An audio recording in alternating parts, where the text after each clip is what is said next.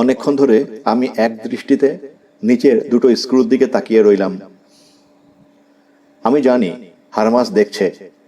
টের পেলাম এই বড় চাকাওয়ালা চেয়ারে বসে কারো পক্ষে নিচের স্ক্রু দুটো খোলা কোনোভাবেই সম্ভব নয়।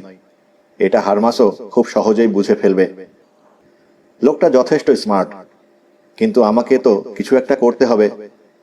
চেয়ারের পা রাখার জায়গা থেকে মেঝেতে পা নামিয়ে সামনে ঝুঁকে স্ক্রুর নাগাল পাওয়ার চেষ্টা করতে লাগলাম আমি। থামুন, তীক্ষ্ণ কণ্ঠে বলে উঠল হারমাস। তার গলা শুনে শির দাঁড়াবে শিরশিরে অনুভূতি বোধ হলো আমার। কোনো মতে নিজেকে সামলে নিলাম। কাঁধের উপর দিয়ে তার দিকে তাকালাম আমি। বসা থেকে উঠে দাঁড়িয়েছে সে, সেট দেখছে। মজার ব্যাপার তো, কোমরের নিচ থেকে ডিলেনি সাহেব প্যারালাইজ ছিলেন। ওই দুটো স্ক্রু নাগাল পাওয়া তার পক্ষে সম্ভব নয়। কেন নয়? দেখুন আপনি কিভাবে বসেছেন। একজন প্যারালাইজড পারসন এভাবে বসতে পারবে না। নিশ্চয়ই কোনোভাবে করেছিলেন তিনি। ফ্যাঁস ফ্যাঁস করে উঠল আমার কণ্ঠ।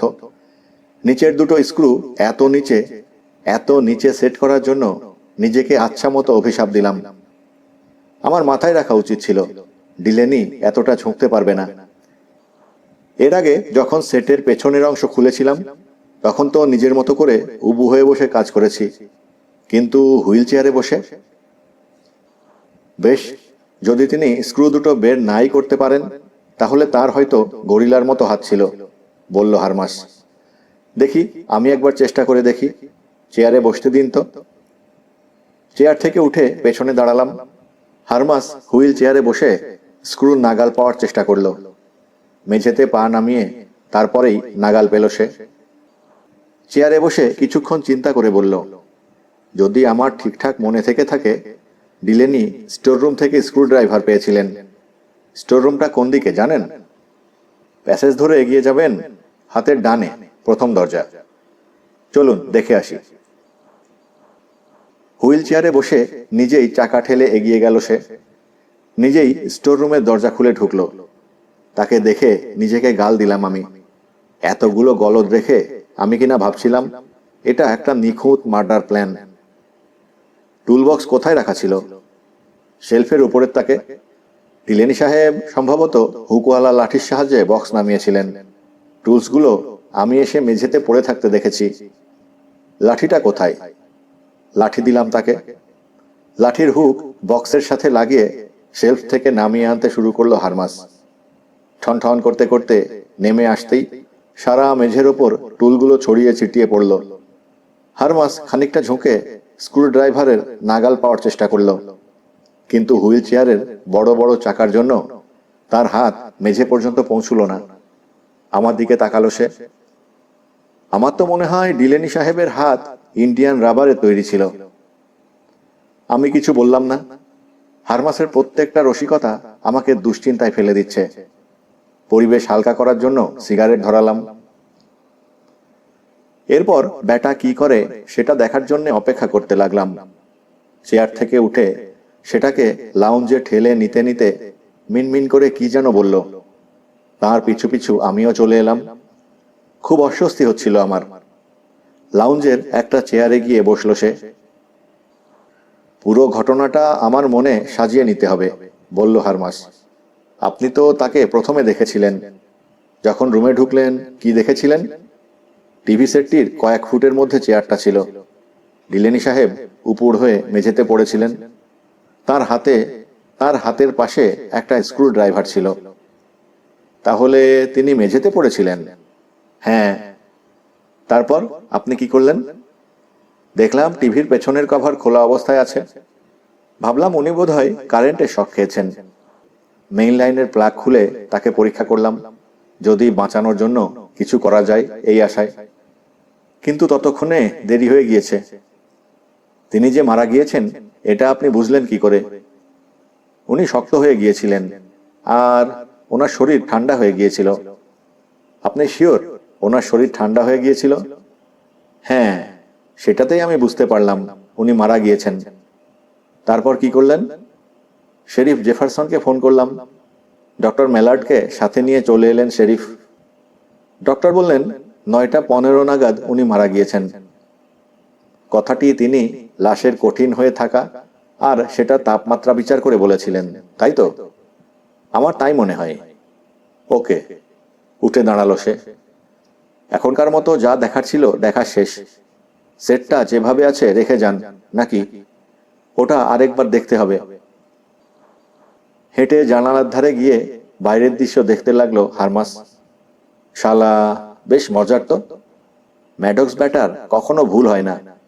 এই ঘটনার সাথে এমন কিছু আছে যেটা খাপে খাপে মিলছে না।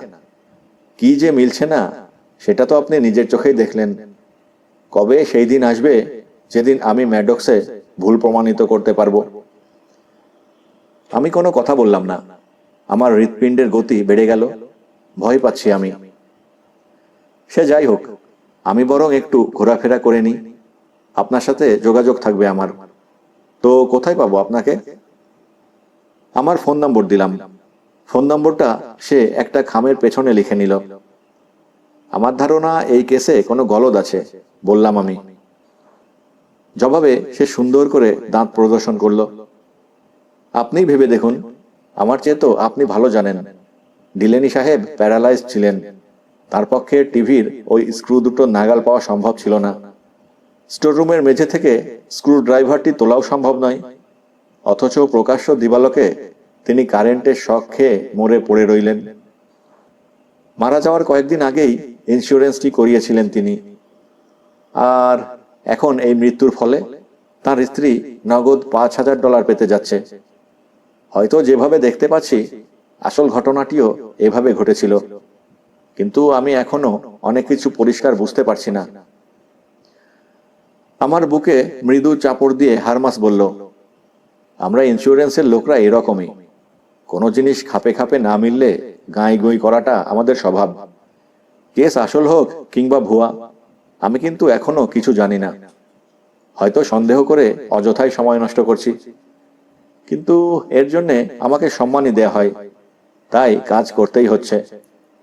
ঠিক আছে, আপনার সাথে পরে দেখা হবে। নড করে সে গিয়ে তার গাড়িতে উঠল। রাস্তা ধরে তাকে চলে যেতে দেখার পর আস্তে আস্তে আমি লাউঞ্জে ফিরে এলাম। ঘটনা খুব খারাপ। নিজের সাথে কথা বলতে শুরু করলাম আমি। কিন্তু এর মানে এই না যে সে প্রমাণ করতে পারে ডিলেনি খুন হয়েছে। সেটা প্রমাণ করতে হলে তাকে অনেক দূর এগোতে হবে। আমার পরিকল্পনা হয়তো শতভাগ নিখুঁত ছিল না, কিন্তু একেবারে ভেঙে পড়ার মতো পরিকল্পনাও করিনি তো। কয়েক মিনিট বসে সিগারেট টানতে টানতে ভাবলাম, সবকিছু নির্ভর করছে আমার আর গিল্ডার সম্পর্ক হারমাস কি জানতে পেরেছে, আর গিল্ডার সম্পর্কে হারমাস কি জানতে পারছে সেটার উপর। যদি জেনে যায় তাহলেই খুনের মোটিভ পেয়ে যাবে। সুন্দরী স্ত্রী, পঙ্গু স্বামী, ইন্স্যুরেন্সের $5,000, দুয়ে দুয়ে 4 মিলিয়ে নিতে একটুও কষ্ট হবে না। আমার বানানো গল্পটা গিল্ডাকে আরেকবার শুনিয়ে ঝালিয়ে নেওয়া উচিত। অন্য সপ্তাহের মতো সেদিনও সে গ্লেন ক্যাম্পে গিয়েছিল। রাস্তায় তার গাড়ির চাকা পাংচার হয়ে যায়। চাকা বদলিয়ে কেবিনে ফিরতে ফিরতে দেরি করে ফেরে। আমি সিদ্ধান্ত নিলাম লস অ্যাঞ্জেলেসে গিয়ে পে বুথ থেকে ওর সাথে কথা বলবো। 4টা বাজার পরপরই লস অ্যাঞ্জেলেসের দিকে রওনা হয়ে গেলাম। পে বুথ থেকে গিল্ডার নাম্বারে ফোন করলাম, কিন্তু কেউ ধরল না। ভাবলাম সে হয়তো চাকরি খুঁজতে বেরিয়েছে। কিছুক্ষণ এদিক সেদিক ঘুরে এসে বারবার ফোন করতে লাগলাম। অবশেষে 7টার দিকে সে ফোন রিসিভ করলো। কোনো রকম ঝুঁকি নেয়ার শখ নেই আমার। আমার যতটুকু ধারণা গিল্ডার ফোন লাইন ট্যাপ করা রয়েছে, তাই কথাবার্তা শুরু করলাম সতর্ক হয়ে। গিল্ডা, আমার নাম উচ্চারণ করো না, মনোযোগ দিয়ে শোনো। একটা পে বুথ থেকে তোমাকে ফোন করেছি। নাম্বারটা হলো 55781। আমি চাই তুমি অন্য একটি পে বুথে গিয়ে এই নম্বরে ফোন দাও। অপেক্ষা করছি, জরুরি ব্যাপারে কথা বলবো। কিন্তু এখন কথা বলতে কি সমস্যা? না, তোমার এই লাইনে কথা বলা যাবে না। জলদি করো। নাম্বার 2কে নিয়েছো? হ্যাঁ, নিয়েছি। অপেক্ষা করছি। ফোন রেখে দিলাম। 10 মিনিট পে বুথে সিগারেট ফুঁকে ঘেমে অস্থির হয়ে কাটিয়ে দিলাম। তারপর রিং হলো। গিল্ডা? হ্যাঁ, এসব কি হচ্ছে টেরি? আমি যতটা ভেবেছিলাম ইন্স্যুরেন্স কোম্পানি তার চেয়েও বেশি ভেজাল করছে। ডিলেনি যেভাবে মারা গিয়েছেন বলে রায় হয়েছে, তারা সেটাতে সন্তুষ্ট হতে পারছে না। আমাদেরকে সতর্ক থাকতে হবে। আমার মনে হয় তারা তোমার উপর নজর রাখছে। টেরি, কি বলছো এসব? তারা আমার উপর নজর রাখলেই বাকি, না রাখলেই বাকি, তাতে আমার কি এসে যায়? মুখ লুকিয়ে রাখার মতো কোনো কাজ তো আমি করিনি। ও মারা যাওয়ার পর থেকেই কেন যেন আমার মনে হচ্ছে তুমি কিছু একটা লুকাচ্ছ। বলো তো কি লুকাচ্ছ? আমার জানতে হবে। বিষয়টা হলো, তারা যেন কোনোভাবে আমার আর তোমার সম্পর্কের ব্যাপারটি জানতে না পারে গিল্ডা। ব্যাস এইটুকুই। তোমার সাথে দেখা করব টেরি। না, আমার ধারণা ইন্স্যুরেন্সের লোক তোমার উপর নজর রাখছে। যদি আমাদেরকে একসাথে দেখে ফেলে তাহলেই সর্বনাশ। এখন দেখা করতে পারবো না। তোমার সাথে দেখা করতে আসছি টেরি, আজ রাতেই আসছি। মাথা খারাপ করো না গিল্ডা, তোমার উপর নজর রাখা হতে পারে। আমাদেরকে একসাথে দেখে ফেললে। এখন তুমি কোথায়? ফিগুরোয়া আর ফ্লোরেন্সের ড্রাগ স্টোরের কাছে। বাইরে দাঁড়িয়ে থাকো, 1 ঘন্টার মধ্যে আসছি আমি। গিল্ডা শোনো। ওহ, কোনো সমস্যা হবে না, অধৈর্যের সাথে বলল সে। আমাকে কেউ অনুসরণ করছে কিনা খেয়াল রাখবো। খট করে ফোন রেখে দিল গিল্ডা। শুরু হলো দীর্ঘ অপেক্ষার প্রহর। 7:30 বাজার কিছুক্ষণ আগে আমি ড্রাগ স্টোরের ছায়ায় এসে দাঁড়ালাম। অন্ধকার হয়ে গিয়েছে, কেবিনে ফিরে যাওয়া দরকার। কিন্তু এখন যদি গিল্ডার সাথে দেখা না করে চলে যাই, সে হয়তো আমার কেবিনে গিয়ে হাজির হবে। মহা মুসিবত হবে তখন। 10 মিনিটের মাথায় গিল্ডার বুইক এসে রাস্তার ওপারে থামল। দৌড়ে গিয়ে ওর পাশের সিটে উঠে পড়লাম। বুইকটিকে পেছন দিকে চালালো সে। আমি ঘাড় ঘুরিয়ে আমাদের পেছনে থাকা সারি সারি গাড়ির হেডলাইট দেখতে লাগলাম। আমাদেরকে কেউ ফলো করছে না, আমি নিশ্চিত। তারা ঝানু লোক। বললাম তো, কেউ ফলো করছে না। ওর কথায় এতটা কাঠখোট্টা ছিল যা আমি কখনো শুনিনি। চট করে ওর দিকে তাকালাম। ল্যাম্পপোস্টের আলোয় দেখতে পেলাম ওর মুখ মলিন লাগছে। এবার গাড়ি ঘুরে সামনে চলতে শুরু করলো। গাড়ি ঘোড়ার ভেতর দিয়ে কেটে কুটে সে বেশ দারুণ চালাচ্ছিল। চটপট গ্যাস প্যাডেলে গিল্ডার পা পড়ছিল আর উঠছিল। দেখতে দেখতে আমাদের সামনে থাকা সবগুলো গাড়িকে পেছনে ফেলে একেবারে সামনে চলে এলাম আমরা। এভাবে 20 মিনিট ছোটার পর লস অ্যাঞ্জেলেস থেকে বেরিয়ে আমরা হাইওয়েতে চলে এলাম। আরো 20 মিনিট যাওয়ার পর হাইওয়ে রোড থেকে একটি সাইড রোডে আমাদের গাড়ি ঢুকে পড়ল। ওই রাস্তা ধরে দ্রুত গাড়ি চালিয়ে পাহাড়ি রাস্তা বেয়ে আমরা রাস্তার পাশের একটি খালি জায়গায় চলে এলাম। প্রেমিক প্রেমিকাদের মাঝে যারা উঁচু জায়গা থেকে লস অ্যাঞ্জেলেস শহরটি দেখতে চায়, তাদের কথা মাথায় রেখেই জায়গাটি মূলত তৈরি করা হয়েছে।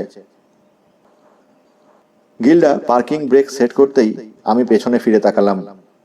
নিচে দীর্ঘ পেঁচানো রাস্তা। সে রাস্তা দিয়ে কোনো গাড়ি আসার চিহ্ন দেখা যাচ্ছে না। বহুদূরে লস অ্যাঞ্জেলেসে চলাচলরত গাড়িগুলোর আলো আবছা আবছা চোখে পড়ছে। আমার দিকে সরাসরি তাকালো গিল্ডা। তুমি এত ভয় পাচ্ছ কেন টেরি? ভয় পাচ্ছি না, টেনশন করছি। বিমার অর্থ দাবি করাটা ভুল হয়েছে। কোম্পানির একজন এজেন্ট এসে টিভি সেট পরীক্ষা করে বলেছে কেসটির সত্যতা নিয়ে সে সন্দিহান। কেন? তার ওরকম মনে হলো কেন? পরীক্ষা করে দেখা গেল ডিলেনির পক্ষে হুইল চেয়ারে বসে থেকে সেটটির নিচের দুটো স্ক্রু নাগাল পাওয়া সম্ভব নয়। আমি বলেছিলাম না সে সেটের কভার খোলেনি? আমি জানতাম সে কখনো ওইসবে হাত লাগায় না। তুমি তো বলতে কভার খুলে শক খেয়েছে। অবশ্যই খুলেছিলেন তিনি। আমি যখন ওখানে গেলাম তখন টিভির পেছনের কভার খোলা। আমি জানি কি করলে সব ভেজাল মিটবে। মিস্টার ম্যাকলিনকে বলি দাবি তুলে নিতে। টাকা ছাড়া চলবে না আমার। সবকিছু বিক্রি করে দেব। ঋণগুলো শোধ করে দিতে পারবো বিক্রির টাকা দিয়ে। এখন আর তোমার দাবি উঠিয়ে নেওয়া চলবে না গিল্ডা। কেন? একবার যেহেতু দাবি করে ফেলেছো, কেস যেভাবে চলছে চলতে দাও। এখন দাবি তুলতে গেলে কোম্পানি ধরেই নেবে ঘটনা ভুয়া, আর এই ভুয়াবাজির অভিযোগে তারা লস অ্যাঞ্জেলেস পুলিশকে খবর দেবে। তো পুলিশকে খবর দিলে আমার কি? আমার তো লুকানোর কিছু নেই। না, আছে। আমাদের অবৈধ সম্পর্কের কথা জেনে যাবে তারা। জেনে কি করবে? হতাশায় লম্বা একটা শ্বাস নিলাম আমি। মুঠো শক্ত করে হাঁটু চেপে ধরলাম। আমাদেরকে নিয়েই কিন্তু সবকিছু গিল্ডা, এসব আগেই বলেছি। তাই আমাদেরই সতর্ক থাকতে হবে। শুধু এজন্যে তুমি আমাকে পে বুথ থেকে ফোন করেছিলে? হ্যাঁ, আমি এইসব ইন্স্যুরেন্স এজেন্টদের বিশ্বাস করি না। এরা হয়তো তোমার লাইনে আড়ি পেতে রেখেছে। আমার দিকে তাকালো সে। তার চোখ চকচক করছে। সত্যি করে বলো, কি বলছো তুমি? এটা দুর্ঘটনা ছিল না। তুমি কিছু একটা লুকানোর চেষ্টা করছো। বলো। মিথ্যে কথাটা আমি আবারও বলতে যাচ্ছিলাম, কিন্তু থেমে গেলাম। হঠাৎ মনে হলো, এভাবে আমি ওকে মিথ্যা বলতে পারবো না। ওকে আমি ভালোবাসি। আমি গিল্ডাকে যেভাবে ভালোবাসি, এভাবে ভালোবেসে আপনি কোনো নারীর কাছে মিথ্যে বলতে পারবেন না। জানি মারাত্মক একটা কাজ করতে যাচ্ছি, কিন্তু আর এভাবে চালিয়ে যেতে পারছি না আমি। না গিল্ডা, এটা নিছক কোনো দুর্ঘটনা ছিল না। নিজের কথাই নিজেই কাঁপতে শুরু করলাম। তাকে আমি খুন করেছি। হঠাৎ দম বন্ধ করে আমার কাছ থেকে খানিকটা সরে গিয়ে বসলো গিল্ডা। তুমি খুন করেছ? আমার হয়তো মাথা ঠিক ছিল না। ওই পঙ্গুটার সাথে তুমি সারা জীবন কাটাবে, এটা সহ্য হচ্ছিল না আমার। সে বেঁচে থাকা পর্যন্ত আমার হতে পারবে না তুমি, এটা মেনে নিতেও কষ্ট হচ্ছিল। তাই খুন করেছি। পাথরের মূর্তির মতো বসে রইল গিল্ডা।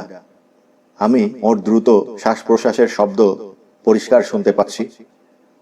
এটা আমি তোমার জন্য করেছি গিল্ডা। আমার আশা ছিল কেউ এটা বের করতে পারবে না।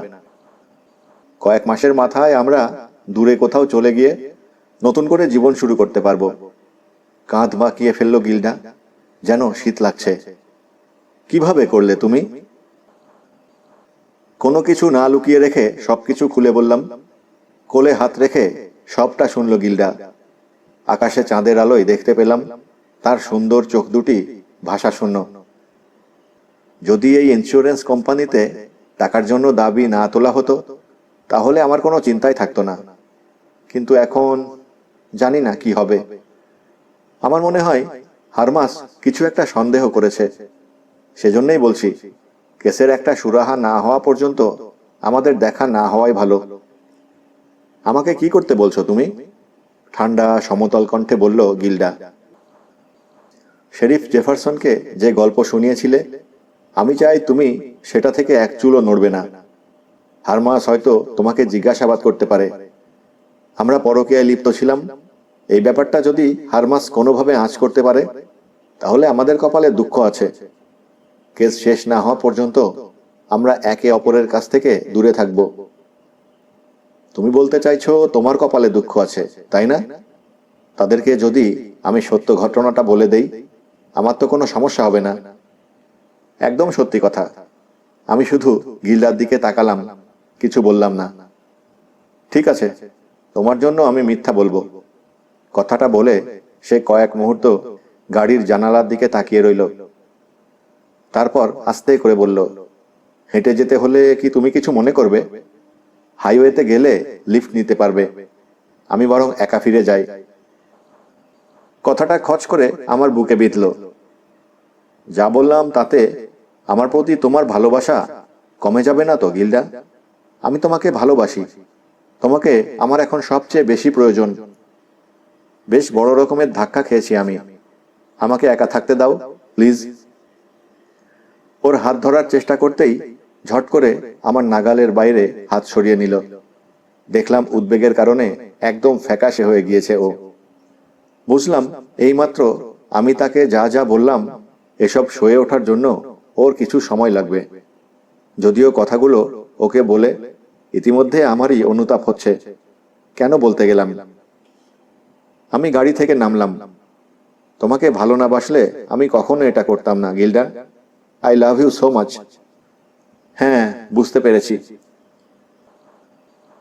গাড়ি আমার কাছ থেকে দূরে সরে যেতে শুরু করলো। জানালা দিয়ে একবারও আমার দিকে ফিরে তাকালো না গিল্ডা।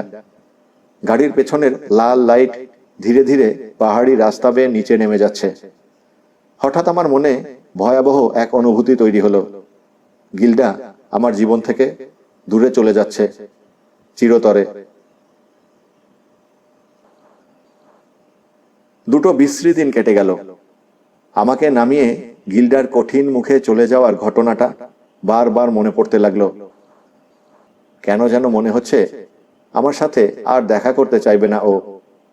শত বুঝিয়েও নিজের মনকে শান্ত রাখতে পারলাম না। ওটা ছিল ওর স্বাভাবিক প্রতিক্রিয়া। তার স্বামীকে আমি খুন করেছি কথাটি স্বীকার করার পর পুরো ব্যাপারটি ওর জন্য বড় রকমের ধাক্কায় পরিণত হয়েছিল। খুন করার কথা স্বীকার করার পর এখন মনে হচ্ছে আমার প্রতি ওর যে ভালোবাসা ছিল সেটা বুঝি নষ্ট হয়ে গেল। পরদিন রাতেও এসব হাবিজাবি চিন্তা করতে করতে অস্থির হয়ে গেলাম আমি। সহ্য করতে না পেরে ট্রাক নিয়ে সোজা লস অ্যাঞ্জেলেসে রওনা হলাম। ওখানকার একটা পে বুথ থেকে ফোন করলাম ওকে। পুরুষ মানুষের গলা শুনে চমকে উঠলাম আমি। মিসেস ডিলেনি আছেন? প্রশ্ন করলাম। মনে মনে ভয়ে কুঁকড়ে যাচ্ছি এই ভেবে লোকটা পুলিশ অফিসার নয় তো। মিসেস ডিলেনি 2 দিন আগে এখান থেকে চলে গিয়েছেন। আমি দুঃখিত, তিনি কোনো ঠিকানা রেখে যাননি। ধন্যবাদ দিয়ে ফোন রাখলাম। বুঝতে কষ্ট হলো না যে বোকার মতো সবকিছু স্বীকার করে গিল্ডাকে হারালাম আমি। আমার কাছ থেকে সে দূরে চলে গিয়েছে চিরদিনের জন্য। ভয়ে ভয়ে রাত কাটালাম। এই প্রথমবার ডিলেনিকে খুন করার জন্য মনে অনুশোচনা বোধ হলো আমার। যা করেছি সেটার মাসুল দিচ্ছি এখন, সামনেও দিতে হবে। সকালে শেভ করছিলাম, এমন সময় ফোন বেজে উঠল। হারমাস ফোন করেছে। 11টার দিকে ব্লুজে কেবিনে দেখা করতে পারবেন? আমরা একটা মিটিং ডেকেছি। আমি চাই কেসের টেকনিক্যাল দিকগুলো আপনি তদারকি করুন। আচ্ছা, আসব। বেশ, রাখছি তাহলে। ফোন রেখে দিল হারমাস। পরবর্তী 3 ঘন্টা আমার স্নায়ুর ওপর দিয়ে প্রচন্ড চাপ গেল। স্নায়ু চাপ কমানোর জন্য 9:30টার দিকে একবার ড্রিঙ্ক করলাম। ব্লুজে কেবিনে যাওয়ার আগে ড্রিঙ্ক করলাম আরো 3 বার। বারান্দার কাছেই হারমাসের গাড়ি পার্ক করা ছিল। তার গাড়ির পেছনে ট্রাক থামিয়ে আমিও বারান্দায় গেলাম। লাউঞ্জ থেকে হারমাসের গলার স্বর ভেসে আসছিল। আমার দিকে তাকাতেই দরজার সামনে থেমে দাঁড়ালাম। আসুন, বাকিরাও অল্প সময়ের মধ্যেই চলে আসবেন। থতমত খেয়ে লাউঞ্জে ঢুকলাম। কি ব্যাপার জানতে চাইলাম আমি। এবার আপনি দেখতে পাবেন আমরা ইন্স্যুরেন্স কোম্পানির লোকেরা কিভাবে টাকা আয় করি। হঠাৎ করে তার মুখ থেকে রসিক ভাবটা দূর হয়ে গেল। হাতটা দিন তো বলে তার পকেট থেকে $10 2টো বিল ধরিয়ে দিল সে। এখনই নিয়ে নিন, পরে আবার ভুলে যেতে পারি। আমার বস ম্যাডক্স হাজির হচ্ছেন এখানে। উনি হাজির হলে নিজের নামটাও ভুলে যেতে পারি, ঠিক নেই। ম্যাডক্স? চরম একটা ধাক্কা খেলাম। তিনি আসছেন কেন? ওই তো চলে এসেছেন, বলল হারমাস। গাড়ি আসার আওয়াজ শুনতে পেলে দরজার কাছে এগিয়ে গেলাম। সাইরেনওয়ালা পুলিশের গাড়ি আর তার সাথে এর লাল লাইট দেখে ভড়কে যাওয়ার দশা হলো আমার। কারণ গাড়িটা লস অ্যাঞ্জেলেসের হোমিসাইড স্কোয়াডের লেফটেন্যান্ট জন বোস এর। সাংঘাতিক ক্ষমতার অধিকারী, বয়স 42-43 হবে, লাল মুখ, ছোট ছোট কুঁতকুঁতে ধূসর চোখ। গাড়ি থেকে নেমে উনি সামনের একজন লোকের পিছু পিছু আসছিলেন। ধরে নিলাম সেই লোকটা ম্যাডক্স। ম্যাডক্স উচ্চতায় 5 ফুট 6 ইঞ্চির বেশি হবে না। কাঁধ দেখে বোঝা যাচ্ছে মারামারি করার অভ্যাস আছে, তবে সে তুলনায় পা ছোট। চেহারা রাবারের মতো, তবে সেটা লাল। চোখ দুটো চঞ্চল, রাশিয়ার শীতের মতো ঠান্ডা। পোশাক পরিচ্ছদ বেশ ভালো, তবে লোকটির ভেতরে মোটা হওয়ার প্রবণতা দেখা যাচ্ছে। খাটো মোটা আঙুল দিয়ে ফিকে হয়ে যাওয়া ধূসর চুল ঠিক করতে করতে এগিয়ে আসতে দেখে বুঝলাম লোকটা খানিকটা অগোছালোও বটে। বারান্দায় উঠে চঞ্চল চোখে চারিদিকে একবার নজর বুলিয়ে নিলেন তিনি। হারমাস আমার সাথে তার পরিচয় করিয়ে দিল। আমার সাথে হাত মেলালেন ম্যাডক্স। ওনার হাত বেশ শক্ত আর গরম। নড করে আমাকে বললেন, গিল্ডা আপনার সাহায্য নিয়েছে মিস্টার রিগান। আমি বুঝতে পারছি আপনি এখন কোম্পানির হয়ে কাজ করছেন। আমি বিড়বিড় করে কিছু একটা বলতে যাচ্ছিলাম, এমন সময় বোস এগিয়ে এলেন। হ্যালো রিগান, এখানেও আছো দেখছি। হ্যাঁ আছি আর কি, ফ্যাঁসফেঁসে গলায় মিনমিন করে বললাম আমি। চলুন কাজ শুরু করা যাক। কথাটি বলে ম্যাডক্স লাউঞ্জের দিকে চলে এলেন। টিভি সেটটির সামনে দাঁড়িয়ে বললেন, তো এই হলো সেই সেট? এটাই, খোশ মেজাজে বলল হারমাস। এই 4টি স্ক্রু দিয়েই টিভির কভার আটকানো থাকে। ম্যাডক্স অনেকক্ষণ দুম মেরে দেখে নিভে থাকা ফায়ার প্লেসের দিকে এগিয়ে বললেন, বসুন লেফটেন্যান্ট। আপনি মিস্টার রিগান ওখানে বসুন। আপাতত আপনাকে দরকার হচ্ছে না আমাদের, তাই নিশ্চিন্তে ওদিকটায় গিয়ে বসে থাকুন। এদের 3 জনের কাছ থেকে একটু সরে বসলাম আমি। সিগারেট ধরালাম। বুক ধুকপুক আর হাত কাঁপছে আমার। খুব ভয় লাগছে। সবচেয়ে আরামদায়ক চেয়ারটা বেছে নিয়ে তাতে বসলেন লেফটেন্যান্ট। পাইপ বের করে সেটা ভরতে শুরু করলেন। লাউঞ্জের একটা চেয়ারে পা ছড়িয়ে বসলো হারমাস। বেশ লেফটেন্যান্ট সাহেব, আপনাকে এখানে ডাকার উদ্দেশ্য হলো, এই কেস নিয়ে আমি সন্তুষ্ট নই। আমাদের এক সেলসম্যান এসে ডিলেনি সাহেবের কাছে টিভি সেটের জন্য ইন্স্যুরেন্স পলিসি বিক্রি করে যায়। পলিসির একটি পরিচ্ছেদে উল্লেখ ছিল, এই সেটের কোনো ত্রুটির কারণে কারোর মৃত্যু হলে সেটার ক্ষতিপূরণ বাবদ কোম্পানি $5,000 দেবে। আর এই পরিচ্ছেদটা আমাদের মাথা মোটা সেলসম্যান নিজের বিক্রি বাড়ানোর জন্যে মাতব্বরি করে যোগ করেছিল। এখন পর্যন্ত আমরা 23,410টি পলিসি বিক্রি করেছি, আর তার মধ্যে এই কেসটি আমাদের কাছে প্রথম অর্থ দাবি করে। 23,000 পলিসির ভেতরে একটা। মূলত আমার সন্দেহ হয়, যখন পলিসি সাইন করার মাত্র 5 দিনের মাথায় দাবির কাগজ আমাদের হাতে আসে, অথচ সেই কাগজ আমাদের হাতে পৌঁছানোর আগেই ডিলেনিকে সমাহিত করা হয়ে গেছে। লেফটেন্যান্ট তার পাইপ জ্বালিয়ে ম্যাডক্সের দিকে ভ্রু কুঁচকে তাকালেন। মাঝে মাঝে কিছু আজব ঘটনা ঘটে যায়। এটাও ওরকম একটি ঘটনা মিস্টার ম্যাডক্স। আমি বিচারকের রায় পড়ে দেখেছি, শেরিফ জেফারসনের সাথেও কথা বলেছি, কোথাও কোনো গলদ পেলাম না। সবকিছু তো একদম পানির মতো পরিষ্কার। লেফটেন্যান্ট সাহেব, সবকিছু আপনার কাছে পরিষ্কার মনে হচ্ছে কারণ আপনি আমাদের মতো সপ্তাহে 15,000 কেস সামলান না। আমার চেয়ারটাতে যদি 1 বছর বসেন, তাহলে কোনো ভুয়া দাবি উত্থাপিত হলে অনুমান করেই সেটা ধরে ফেলতে পারবেন। আমার মনে হয়েছে এই কেসটি ভুয়া। এখানে এসেও তাই মনে হচ্ছে, যদিও আমি আশা করছি না যে আপনি আমার মতো চট করে অনুমান করে সব সমস্যার সমাধান করে ফেলবেন। সে যাই হোক, এখন কেসটির আগাগোড়া পর্যবেক্ষণ করা যাক। কোমরের নিচ থেকে ডিলেনি সাহেবের শরীরের বাকিটুকু প্যারালাইজ ছিল। ঘটনার পর যে ডক্টর হাজির হয়েছিলেন, আমি তার রিপোর্ট পেয়েছি। ডক্টর রিপোর্ট বলছে ডিলেনি সাহেবের পক্ষে ঝুঁকে পড়ে কোনো কিছু করা সম্ভব নয়, যার মানে দাঁড়াচ্ছে তিনি সব সময় পিঠ সোজা রেখে চেয়ারে হেলান দিয়ে থাকতেন, সামনে ঝুঁকতে পারতেন না। এবার আপনাকে একটি ডেমো দেখাই, মজা লাগবে। কথাটি বলে আমার দিকে তাকালেন মিস্টার ম্যাডক্স। মিস্টার রিগান, আপনার সাহায্য লাগবে। ডিলেনির চেয়ারটায় বসবেন প্লিজ। আগেই আন্দাজ করতে পারছিলাম, তাই আমার চেহারা যতটুকু সম্ভব স্বাভাবিক রেখে হুইল চেয়ারে গিয়ে বসলাম। হারমাস টেবিল থেকে এক প্রস্থ তার তুলে নিয়ে আমার বুক বরাবর সেটা পেঁচিয়ে চেয়ারের সাথে কষে বাঁধলেন, যাতে আমি আর সামনে ঝুঁকতে না পারি। ডিলেনি সাহেব এভাবেই ছিলেন, শিরদাঁড়া সোজা রাখতে হতো, সামনে ঝুঁকতে পারতেন না, বললেন ম্যাডক্স। আচ্ছা আচ্ছা, তো বললেন লেফটেন্যান্ট। যান রিগান, সেটের পেছনের কভার খুলুন, ম্যাডক্স বললেন। খোলা সম্ভব নয়, আমি বললাম। বেশ, একবার চেষ্টা করেই দেখান, জোরদার চেষ্টা করবেন কিন্তু। হুইল চেয়ার ঠেলে আমি টিভি সেটের পেছনের কভারের ওপরের দিকে থাকা দুটো স্ক্রু সহজেই খুলে নিলাম, কিন্তু নিচের দুই স্ক্রুর নাগাল পেলাম না।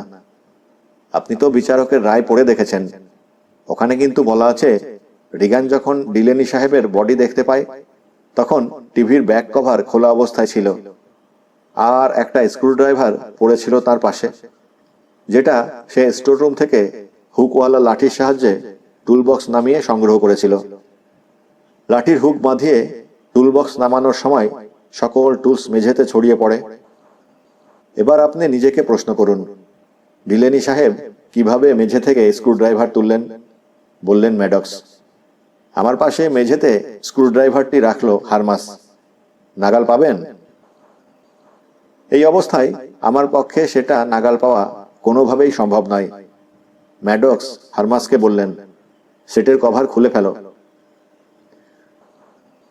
কভার খোলার পর লেফটেন্যান্টকে ম্যাডক্স বললেন, ভেতরে ওই টার্মিনাল দুটো দেখতে পাচ্ছেন? স্ক্রুড্রাইভার দিয়ে ডিলেনি সাহেবকে অবশ্যই টার্মিনাল দুটো স্পর্শ করতে হবে, তবেই তার পক্ষে কারেন্টের শক খাওয়া সম্ভব। আর আপনি তো দেখতেই পাচ্ছেন মিস্টার রিগান যেভাবে বসে আছেন, এই অবস্থায় কোনোভাবেই টার্মিনালের নাগাল পাওয়া তার পক্ষে সম্ভব নয়। উঠে দাঁড়ালেন লেফটেন্যান্ট, সেটের ভেতরটা দেখে নিলেন। এবার বুঝতে পারছেন কেন আমি কেসটিকে ভুয়া বলছি? ডিলেনি সাহেবকে অবশ্যই পেছনের কভার খুলতে হবে, যেটা তার পক্ষে সম্ভব নয়। স্টোররুম থেকে স্ক্রুড্রাইভার সংগ্রহ করা, সেটাও সম্ভব নয়। টার্মিনাল স্পর্শ করা, সেটাও সম্ভব নয়। লেফটেন্যান্ট তাকিয়ে রইলেন তার দিকে। আমি না জেনে ভুল বলেছিলাম। চেয়ারের সাথে যে তার দিয়ে আমাকে বাঁধা হয়েছিল, হারমাস সেটা খুলে দিল। চেয়ার ছেড়ে উঠে দাঁড়ালাম আমি। লেফটেন্যান্ট আমার দিকে ফিরে বললেন, তোমার বক্তব্য শোনা যাক রিগান। তুমি বলেছিলে সেটটা কেমন চলছে সেটা দেখার জন্য কেবিনে এসেছিলে, তাই তো? হ্যাঁ, আমি এসে দেখি টিভি সেটের সামনে ডিলেনি সাহেব পড়ে আছেন। তার হাতের পাশে একটি স্টিলের স্ক্রুড্রাইভার পড়ে আছে, আর টিভি সেটের কভার রয়েছে খোলা অবস্থায়। ভাবলাম তিনি হয়তো কারেন্টের শক খেয়েছেন, তাই মেন লাইন থেকে প্লাগ খুলে তাকে স্পর্শ করলাম। সে মৃত ছিল? হ্যাঁ। কিভাবে বুঝলে? তার শরীর শক্ত এবং ঠান্ডা হয়ে গিয়েছিল। মুখ খুললেন ম্যাডক্স। যখন কোনো ব্যক্তি ব্যাপক পরিমাণ ইলেকট্রিসিটির সংস্পর্শে আসে তখন তার শরীর পুড়ে যায়, শক্ত আর ঠান্ডা হয়ে যায় না। গুলি খেয়ে মারা গেলে আঘাতের চিহ্ন থাকে, কিংবা পিঠ ফুঁড়ে বেরিয়ে যায়। কারেন্টের শক খেলে ব্যক্তির রক্তের তাপমাত্রা বেড়ে যাবে। যদি ডিলেনি সাহেব কারেন্টের শক খেয়ে থাকতেন তাহলে মাত্র 3 ঘন্টার মাথায় তার শরীর ঠান্ডা হয়ে যেত না। লেফটেন্যান্টকে দেখে মনে হচ্ছে উনি বিভ্রান্ত বোধ করছেন। তার মানে আপনি এখন বলতে চাচ্ছেন সে কারেন্টের শক খেয়ে মারা যায়নি? ম্যাডক্সের দিকে তাকিয়ে প্রশ্ন ছুড়লেন লেফটেন্যান্ট। আমি আপনাকে কিছুই বলতে চাচ্ছি না, মোলায়েম স্বরে বললেন ম্যাডক্স। শুধু চাচ্ছি লাশটি মাটি থেকে তুলে আনা হোক। সে ব্যাপারে আপনি প্রথমে জেফারসনের সাথে কথা বলুন, হয়তো কোথাও কোনো গলদ আছে। কিন্তু আমি হলাম হোমিসাইড। আচ্ছা, আপনি আবার এখানে এসে বলবেন না তো আপনার ধারণা হচ্ছে যে ডিলেনিকে খুন করা হয়েছে? কথাটি শুনে আমার দম আটকে আসতে লাগলো।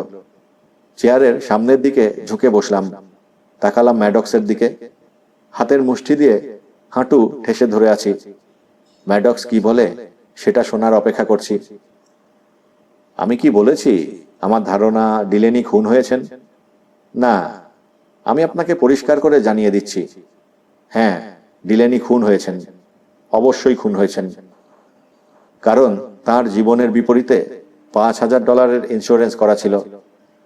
তিনি খুন হয়েছেন কারণ তার খুনি জানত ঘটনাটির তদন্ত করবে দুজন বুড়ো, যাদের এক পা ইতিমধ্যে কবরে গিয়ে রয়েছে। কঠিন এক হাসি লেগে রয়েছে তার মুখে। খুন মানে? অবশ্যই খুন। আমি কি আপনাকে এখানে হাওয়া খাওয়াতে নিয়ে এসেছি? আমার দেখা খুন সংক্রান্ত সবচেয়ে সহজ কেস এটা।